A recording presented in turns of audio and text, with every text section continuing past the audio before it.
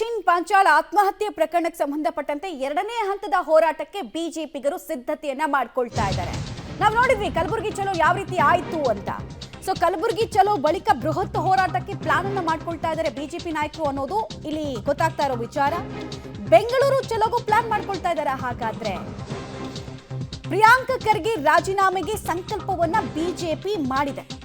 ಸಚಿನ್ ಕುಟುಂಬದ ಜೊತೆಗೆ ವಿಧಾನಸೌಧವನ್ನ ಮುತ್ತಿಗೆ ಹಾಕೋದಕ್ಕೆ ಬೇಕಾದ ಸಿದ್ಧತೆಯನ್ನ ನಾಯಕರುಗಳು ಮಾಡ್ಕೊಳ್ತಾ ಇದ್ದಾರೆ ಅನ್ನೋದು ಈಗ ಸಿಗ್ತಾ ಇರುವಂತಹ ಮಾಹಿತಿ.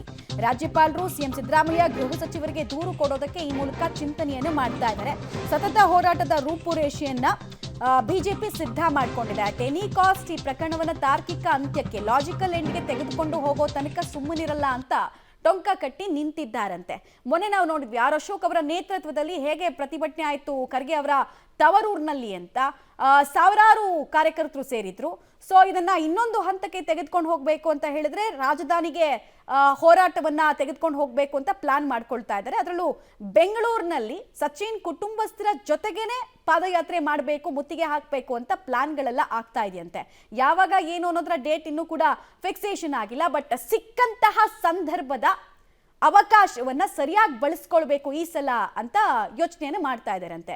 ರಾಷ್ಟ್ರ ಮಟ್ಟದಲ್ಲಿ ಕೂಡ ಇದು ಕಾಂಗ್ರೆಸ್ಗೆ ಅತಿ ದೊಡ್ಡ ಮುಜುಗರದ ಸನ್ನಿವೇಶ. ಯಾಕಂದ್ರೆ ಎಐಸಿಸಿ ಪ್ರೆಸಿಡೆಂಟ್ ಮಗನ ಮೇಲೆ ಆರೋಪ ಅಂತ ಹೇಳಿದ್ರೆ ಬಹಳ ದೊಡ್ಡ ವಿಚಾರ ಅದು. ಡೀಟೇಲ್ಸ್ ಕೊಡ್ತಾರೆ, ನೇರ ಸಂಪರ್ಕದಲ್ಲಿ ಜಾಯಿನ್ ಆಗ್ತಾ ಇದ್ದಾರೆ ಮಸೂದ್. ಪರಿಸ್ಥಿತಿಯ ಎನ್ಕ್ಯಾಶ್ಮೆಂಟ್ ಪೊಲಿಟಿಕಲ್ ಪಾರ್ಟಿಗಳು ಮಾಡೋದು ಸಹಜ. ಸೊ ಬಿಜೆಪಿ ಕಾಂಗ್ರೆಸ್ನ ಈ ಸನ್ನಿವೇಶದ ಲಾಭವನ್ನ ಹೇಗೆ ಎತ್ಕೊಳ್ಳೋದಕ್ಕೆ ಮುಂದಾಗ್ತಾ ಇದೆ? ಯಾವಾಗ ಬೆಂಗಳೂರಿನಲ್ಲಿ ಪ್ರತಿಭಟನೆಯನ್ನು ದೊಡ್ಡ ಮಟ್ಟದಲ್ಲಿ ಮಾಡೋದಕ್ಕೆ ಡೇಟ್ ಏನಾದರೂ ಫಿಕ್ಸ್ ಆಗಿದೆಯಾ? ಯಾರ ನೇತೃತ್ವ ಇರುತ್ತೆ? ಎಷ್ಟು ಜನ ಇಲ್ಲಿ ಸೇರ್ಬೇಕು ಅಂತ ಪ್ರಯತ್ನವನ್ನ ಪಡ್ತಾ ಇದ್ದಾರೆ? ಬ್ಲೂ ಪ್ರಿಂಟ್ ಏನು ಪ್ರತಿಭಟನೆದು? ಸಚಿನ್ ಆತ್ಮಹತ್ಯೆ ಪ್ರಕರಣ ಏನಿದೆ ಒಂದು ಅಸ್ತ್ರವನ್ನಾಗಿ ಬಿಜೆಪಿ ಈಗಾಗಲೇ ಮಾಡಿಕೊಂಡಿದೆ. ಈಗಾಗಲೇ ನಿನ್ನೆ ಬೃಹತ್ ಹೋರಾಟವನ್ನು ಕೂಡ ಕಲಬುರಗಿಯಲ್ಲಿ ಬಿಜೆಪಿ ವತಿಯಿಂದ ಮಾಡಲಾಯಿತು. ಆ ಸಂದರ್ಭದಲ್ಲೇ 4 ಒತ್ತಾಯಗಳನ್ನು ಕೂಡ ಮಾಡಲಾಯಿತು.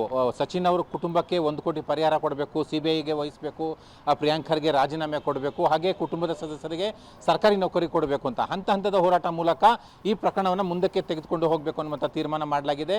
ಹೈಕಮಾಂಡ್ನಲ್ಲೂ ಕೂಡ ಈ ಸಂಬಂಧಪಟ್ಟಂತೆ ಕಟ್ಟುನಿಟ್ಟಿನ ಸೂಚನೆಗಳು ಕೂಡ ಬಂದಿರುವಂಥದ್ದು. ವರ್ಷ ಆರಂಭದಲ್ಲೇ ಈ ಒಂದು ಪ್ರಕರಣ ಎತ್ಕೊಳ್ಳುವ ಮೂಲಕ ಸರ್ಕಾರಕ್ಕೆ ಬಿಸಿ ಮುಟ್ಟಿಸಬೇಕು ಅನ್ನುವಂತಹ ತಂತ್ರಗಾರಿಕೆಯನ್ನು ವಿಪಕ್ಷ ಆಗಿರುವಂಥ ಬಿಜೆಪಿ ಹೆಣೆದಿದೆ.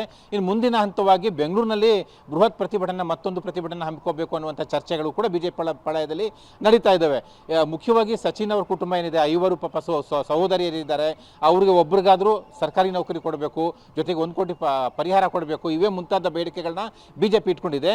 ಕುಟುಂಬಸ್ಥರನ್ನ ಇನ್ನೊಂದೇನೆಂದರೆ ರಾಜು ಕಾಪನೂರ್ ಆರೋಪಿ, ಅವ್ರನ್ನೂ ಕೂಡ ಇನ್ನೂ ಕೂಡ ಅರೆಸ್ಟ್ ಮಾಡಿಲ್ಲ. ಇದು ಕೂಡ ಬಿಜೆಪಿ ಆಕ್ರೋಶಕ್ಕೆ ಕಾರಣ ಆಗಿದೆ. ಜೊತೆಗೆ ಪ್ರಿಯಾಂಕ್ ಖರ್ಗೆ ರಾಜೀನಾಮೆ ಕೊಡಬೇಕು ಅನ್ನುವಂತಹ ಡಿಮ್ಯಾಂಡು. ಸಚಿನ್ ಅವರ ಕುಟುಂಬದವ್ರನ್ನೇ ಬೆಂಗಳೂರಿಗೆ ಕರ್ಕೊಂಡು ಬಂದು ಇಲ್ಲಿ ವಿಧಾನಸೌಧದವರೆಗೂ ಕೂಡ ಕಾಲ್ನಡಿಗೆ ಜಾಥಾ ಮಾಡಬೇಕು, ಆ ಮೂಲಕ ಸರ್ಕಾರದ ಮೇಲೆ ಒತ್ತಡ ಹೇರಬೇಕು ಅನ್ನುವಂತಹ ಚರ್ಚೆಗಳು ಕೂಡ ನಡೀತಾ ಇದ್ದಾವೆ. ಇದೇ ಸಂದರ್ಭದಲ್ಲಿ ಅವರ ಕುಟುಂಬದವ್ರ ಜೊತೆ ರಾಜ್ಯಪಾಲರಿಗೂ ಕೂಡ ದೂರು ಕೊಡಬೇಕು ಅನ್ನುವಂತಹ ಚರ್ಚೆಗಳು ನಡೀತಾ ಇದ್ದಾವೆ. ಇದು ಮುಂದಿನ ಹಂತದ ಹೋರಾಟಗಳನ್ನ ಈ ರೀತಿ ಬಿಜೆಪಿ ಪ್ಲಾನ್ ಮಾಡಿಕೊಂಡಿದೆ. ಸದ್ಯದಲ್ಲೇ ಬಿಜೆಪಿ ಕಚೇರಿನಲ್ಲಿ ಸಭೆ ಸೇರಿ ಮುಂದಿನ ಹಂತದ ಯಾವ ರೀತಿ ಪರಿಣಾಮಕಾರಿಯಾಗಿ ಪ್ರತಿಭಟನೆ ಮಾಡಬೇಕು, ಹೋರಾಟ ಮಾಡಬೇಕು ಅನ್ನುವಂಥ ಚರ್ಚೆ ಮಾಡಿ ನಿರ್ಧಾರ ಮಾಡ್ತಾರೆ. ಮಮತಾ, ಧನ್ಯವಾದ ಮಸೂದ್ ತಮ್ಮೆಲ್ಲ ಮಾಹಿತಿಗಾಗಿ.